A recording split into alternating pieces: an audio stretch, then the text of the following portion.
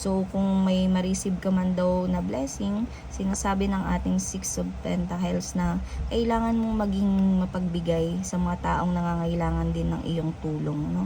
Mapagbigay ka kapag nakaka-receive ka ng mga blessings. Ayan, masyado ka ring generous, ano? Sinishare mo talaga yung iyong blessing sa iyong pamilya, sa iyong kaibigan, kung sino man yung mga nangangailangan din ng iyong tulong, ano? So, Three of Pentacles, ayan, yan yung sinasabi ko sa inyo na nagda-doubt kayo sa inyong sarili dito sa Six of Wands, no?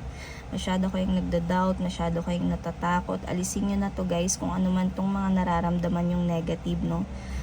Parang feeling nyo masyado na kayong na-isolate or may mga group conflict dito, no? Sinasabi ng Three of Pentacles, group conflict or may mga third party kayong kinakaharap.